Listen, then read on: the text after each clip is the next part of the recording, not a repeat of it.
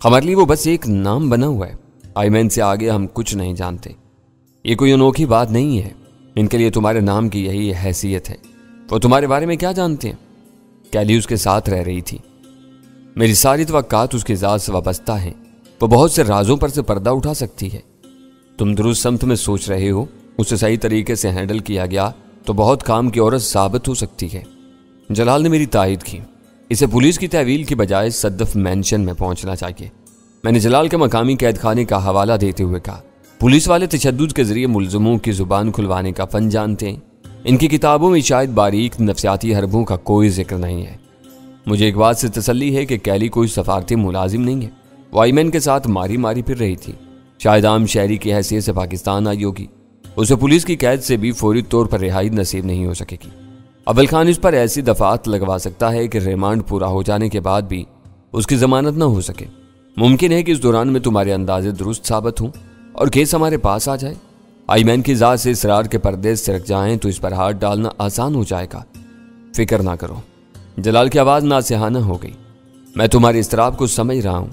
जाल में फंसा हुआ शिकार जिस कदर ज्यादा उछल कूद करता है, जाल में इतना ही ज्यादा फंसता चला जाता है। आईमैन की हद से ज्यादा बढ़ी हुई तेजी ने उसे यहां तक पहुंचा दिया है। चंद रोज में वो पकड़ा जा सकता है। कैली की हालत नाजुक तो नहीं थी। दीवार पर चढ़ते हुए उसके कोले पर गोली लगी थी। हो सकता है कि हड्डी को भी नुकसान पहुंचाओ। मैंने उसे बताया। मेरे चलने तक उसके जख्म से खासा खून बह रहा था और वो बेहोश हो चुकी थी, लेकिन उसके मरने का कोई आसार नहीं था। हमें पुरुमीद रहना चाहिए। कैली की बात करते करते उसने चौंक कर मौजू बदल दिया। आईमैन तुम्हारी मसरूफियात से बेखबर है और जहांगीर के पीछे लगा हुआ है। अपने दोस्त का ख्याल रखना। इस वक्त वो बराह रास्त संगीन खतरात की जद में आया हुआ है। वो एक महफूज अपार्टमेंट में रहता है। वहाँ STF के एक मुसल्ला गार्ड का इजाफा कर दिया गया है। काफ़ी है। वो मेरी बात काट कर बोला, खतरे का यह मतलब नहीं कि वो तुम्हारे दोस्त के खिलाफ लश्कर कशी करेंगे। ज़्यादा से ज़्यादा कोई खतरनाक शिकारी उस तक पहुँचने की कोशिश कर सकता है। उसे रोकने के लिए एक होशियार गार्ड भी काफ़ी होगा। कराची की नई रहायशी इमारतों का हिफाजती सिस्टम मुझे बहुत पसंद आया है। तुम कराची में कब तक मुकीम हो? मैंने पूछा। इसकी तवील गुफ्तगू से मैंने अंदाज़ा लगाया कि अपने मामूल के बरक्स से उसे इस वक्त कोई और मसरूफियत दरपेश नहीं थी। आज रात नाइट कोच से इस्लामाबाद निकल जाऊंगा। मुझे यहाँ रुके हुए कई दिन हो चुके हैं। शायद तुम वनूद से निमटने के लिए यहाँ रुके हुए थे, मैंने मानी के लहजे में कहा। वो भी एक सबब था, उसने इकरार किया, मगर मुझे दूसरे काम भी दरपेश थे। फिर आईमैन के केस का क्या बनेगा? उसकी वापसी की वजह से वो सवाल ज़रूरी हो गया था। मैं हमेशा के लिए नहीं जा रहा। हंसी के साथ उसकी आवाज़ उभरी। जब ज़रूरत हुई कराची लौट आऊँगा। तुम्हें मालूम है कि कराची में हमारा बाकायदा कैंप ऑफिस मौजूद है। अहकामात आने पर मकामी पुलिस से वही केस लेगा। मुलजिमों बल्कि मुजरिमों का मेहमान खाना तुम देख चुके हो। आज तुमने चोपड़ा के बारे में कुछ नहीं बताया। मुझे अचानक वो भूला हुआ मौजू याद आ गया। आईमैन की वजह से वो पसे मंजर में चला गया है। फिलहाल तुम उसे भूले रहो तो बेहतर होगा, जलाल ने मशवरा दिया। कम से कम पता तो चलना चाहिए कि इस पर मेहनत करने का क्या नतीजा बरामद हुआ है, मैंने इसरार किया। जब तक वो कराची में था अकड़ फूं दिखा रहा था।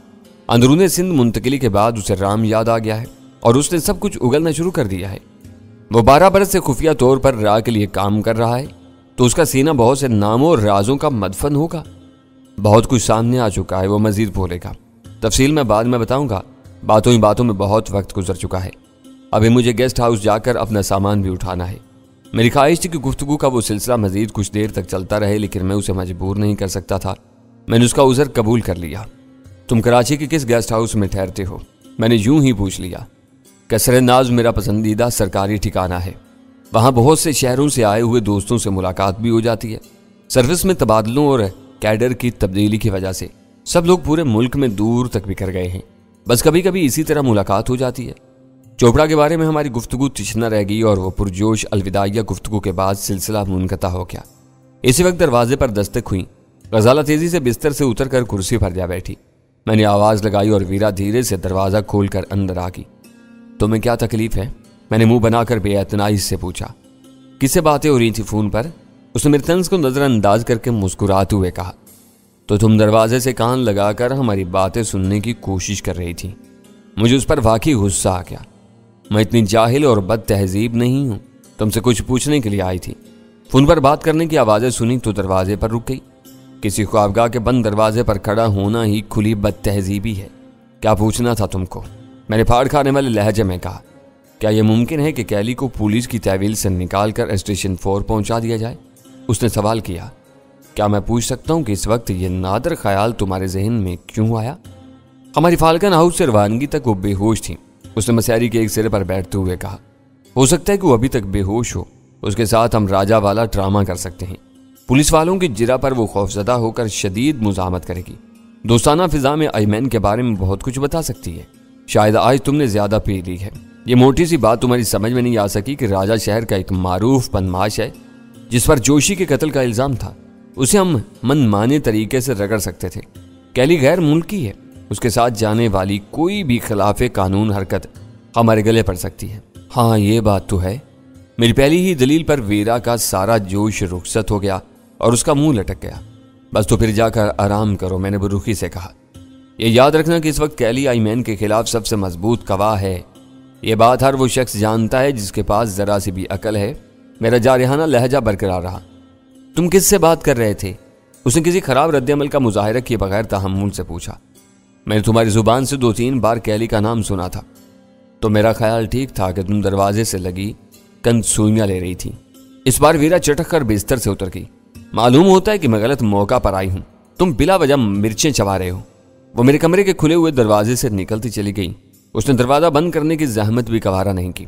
मैं इस पर दांत पीस कर रह गया। ये औरत बाज़ औक़ात आपको भी जिज कर देती है। गजाला ने मुस्कुराते हुए तबसरा किया।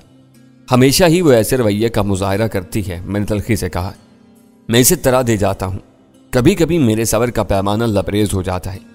आपने खुद ही ढील देकर उसे सर चढ़ाया है। अब इसकी हरकतें और बातें आपको नागवार गुजरने लगी हैं। गजाला को वीरा के खिलाफ अपने दिल का गुबार निकालने का मौका मिल गया। इसके लिए सुल्तान शाह ठीक है, वो इसे कभी मुआफ नहीं करता। वो दूसरी इंतहा पर चल रहा है। कभी कभी उसके जारहाना तेवर मेरा मूड खराब कर देते हैं। ये न कहें वो वीरा की सलाहियतों की दिल से कदर करता है, लेकिन इसके बड़बोलेपन से आजिज आया हुआ है। बस ज्यादा बोलने नहीं देता। मैं ईमानदारी से ये समझती हूँ कि सिर्फ एक तरीके पर अमल करके इस घर का माहौल बेहतर किया जा सकता है। मैंने तुम्हारी हर माकूल तजवीज़ पर अमल किया है। इससे बातें करते हुए मेरा पारा धीरे धीरे नीचे आ रहा था। तुम्हारे जहन में क्या हल है? हमें बिला वजह एक दूसरे पर मुसल्लत रहने की बजाय अपनी फितरी इकाइयों में तकसीम हो जाना चाहिए। हाँ, मैंने आंखें निकाल कर हैरत से कहा। अब तुमने अचानक इतनी गाढ़ी उर्दू बोलनी शुरू कर दी। तुम्हारी तबीयत तो ठीक है ना? बिला वजह बनने की कोशिश ना करें। मेरी बात आप अच्छी तरह समझ गए हैं।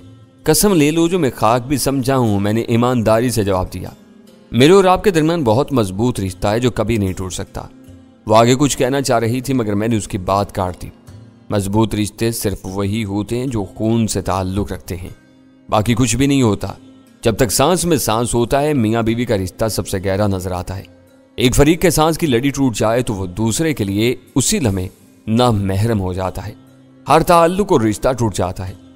आप बहुत ज्यादा बारीकी में चले गए तो अपना सर झटक कर एक अदा से हंसते हुए बोली। मैं इतना आगे की बात नहीं कर रही थी। जब से अयमन का चक्कर चला है मैं ज्यादा दूर तक सोचने लगा हूं। मैंने हंसकर इकरार किया। वो दोनों अकेले हैं और आपस के इख्तलाफात के बावजूद इनमें अच्छा निभाव हो रहा है। यह मकान इन दोनों के हवाले करके हमें इनसे अलग हो जाना चाहिए। वो भी खुश रहेंगे और हमारी जिंदगी भी पुरसकून हो जाएगी।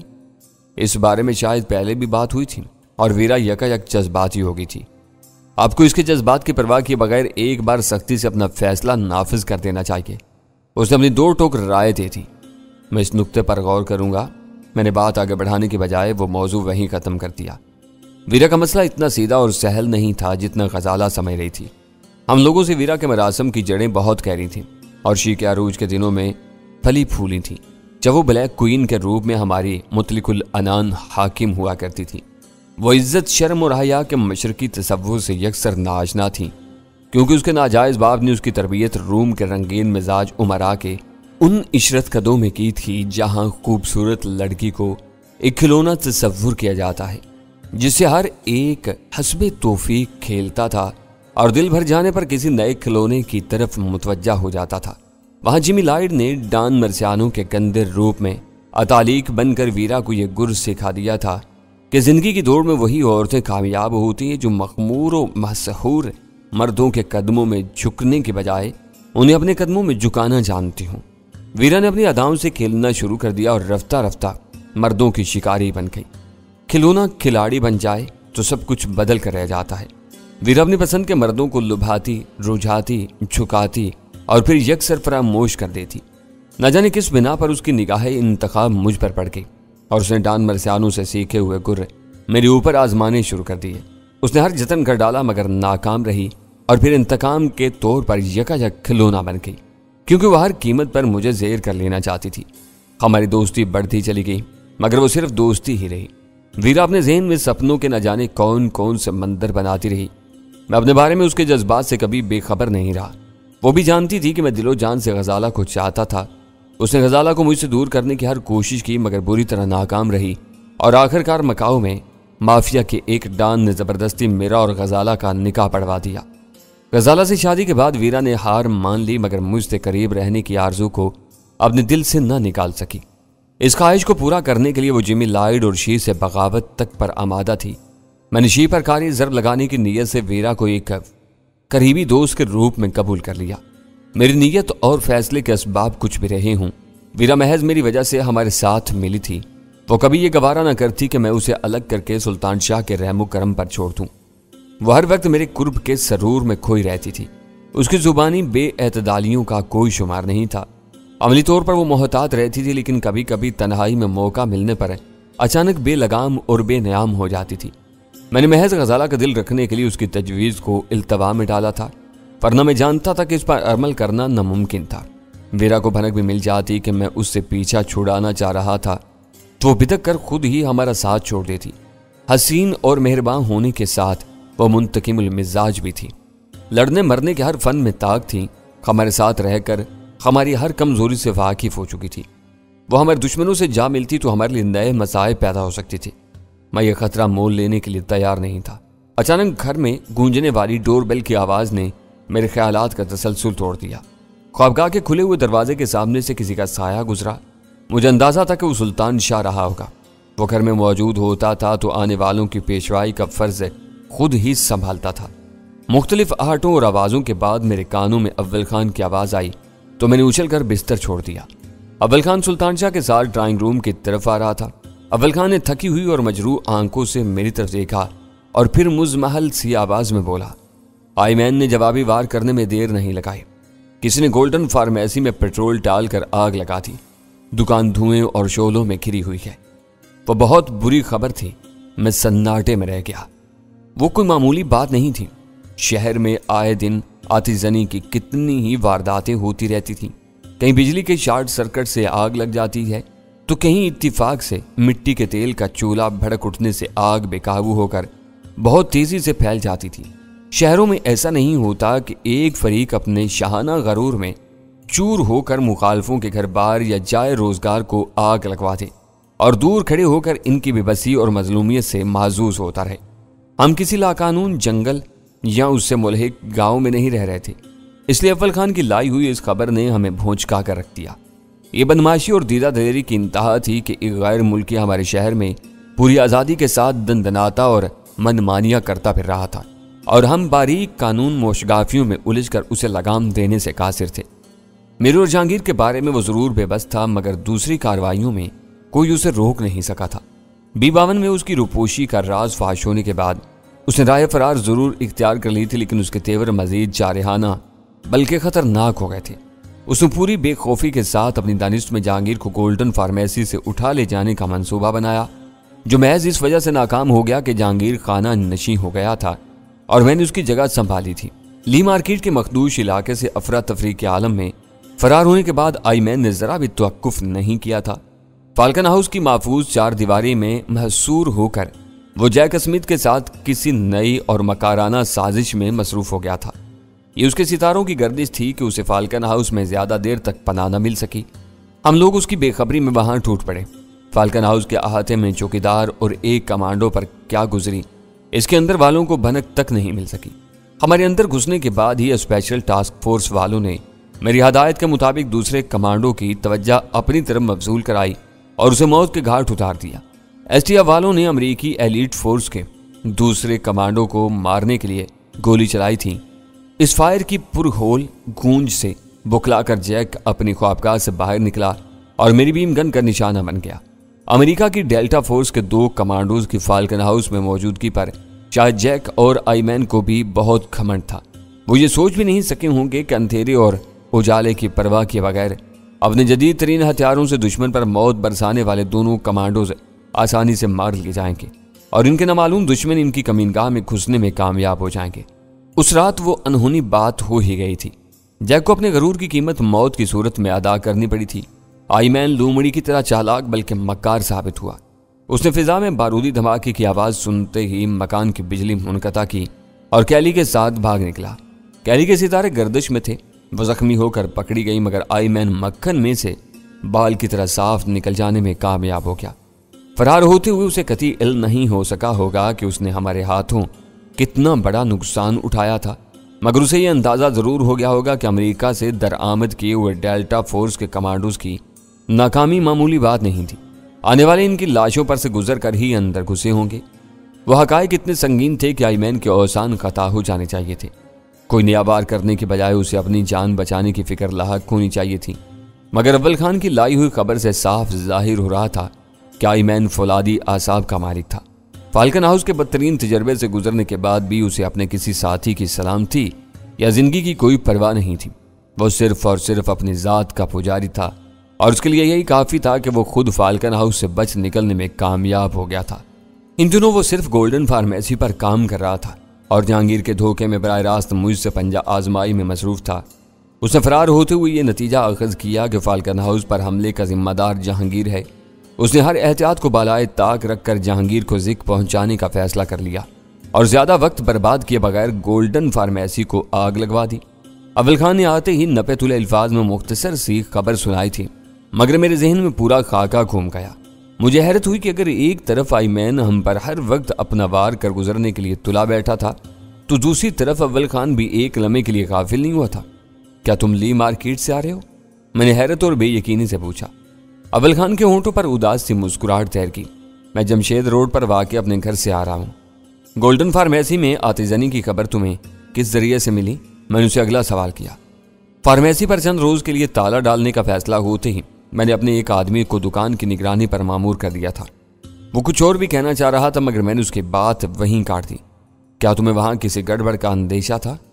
میرے ذہن میں کچھ بھی نہیں تھا۔ عادت کے تحت وہ فیصلہ کر گزرا تھا۔ اس نے لمحہ بھر کے توقف کے بعد جواب دیا۔ یہ عادت مجھے طویل فوجی سروس سے ورثے میں ملی ہے۔ دشمن کے چھوڑے ہوئے مورچوں پر اچانک قبضہ کیا جاتا ہے، نہ اپنے مورچوں کو یکایک خالی کیا جاتا ہے۔ دونوں صورتوں میں نگرانی اور نقل و حرکت کی پوری منصوبہ بندی کی جاتی ہے۔ اس کے بغیر ایک قدم بھی نہیں اٹھایا جاتا۔ اس وقت مجھے اول خان کی بتائی ہوئی تفصیلات سے زیادہ دلچسپی نہیں تھی۔ مجھے اپنے سیدھے سے سوال کا جواب درکار تھا جو مل گیا تھا۔ یہ اطلاع تم فون پر دے سکتے تھے، میں نے رسٹ واچ پر نگاہ ڈالتے ہوئے کہا۔ اتنی رات گئے تم کو بستر چھوڑ کر یہاں تک کی دوڑ لگانے کی کیا ضرورت تھی؟ دکان کو آگ لگانے کے بعد وہاں ایک چلتی گاڑی سے جلی ہوئی دکان پر اندھا دھند فائرنگ بھی کی گئی ہے۔ ہو سکتا ہے کہ کچھ لوگ ابھی بھی ان اطراف میں منڈلا رہے ہوں۔ وہ خبر واقعی حیران کن تھی۔ وہ تفصیل سن کر محسوس ہو رہا تھا کہ آئمین کا معاشرے کے معزز اور مہذب طبقے سے دور کا بھی واسطہ نہیں تھا۔ مجھ سے منہ کی کھانے کے بعد اس نے فارمیسی کو آگ لگا کر اور بعد میں وہاں بے مقصد گولیاں چلوا کر اپنی جاگیردارانہ انانیت کا مظاہرہ کیا تھا۔ اول خان کی زبان سے دوسری خبر سنتے ہی میرے خون میں گرمی پیدا ہو گئی۔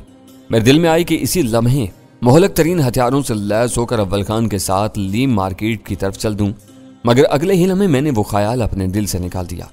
اگر آئمین انتقام کے جوش میں اندھا ہو کر نہایت پست سطح تک گر گیا تھا تو یہ ضروری نہیں تھا کہ اس کا مقابلہ کرنے کے لیے میں بھی خود کو اسی سطح تک گرا لوں۔ ایک نکتہ یہ بھی تھا کہ پچھلے کئی روز سے لی مارکیٹ کا وہ مخصوص اور محدود حصہ فتنہ و فساد کی آماجگاہ بنا ہوا تھا۔ دوپہر کو ایک قریبی گلی میں اول خان نے گولیاں برسائی تھیں اور جواب میں آئمین نے بلا تعمل دھوئیں کا بم استعمال کر ڈالا۔ اس پس منظر میں وہاں رات گئے ہونے والی گولیوں کی بوچھاڑ کو کوئی ذی ہوش شخص نظر انداز نہیں کر سکتا تھا۔ مجھے پورا یقین تھا کہ گولیاں چلنے کے بعد پولیس کی سائرن بجاتی ہوئی کسی نہ کسی گاڑی نے اس علاقے کا گشت لگایا ہوگا۔ اگر گولیاں برسانے والے اپنی حرکت کے کسی متوقع رد عمل کے انتظار میں باہر رکے بھی ہوں گے تو پولیس کی نفری کو دیکھتے ہی موقع سے رفو چکر ہو گئے ہوں گے۔ ہمارا اجرت میں اس طرح جانا قطعی بے سود ثابت ہوتا۔ پھر اب تمہارا کیا ارادہ ہے؟ میں نے چند لمحوں کے توقف کے بعد پوچھا۔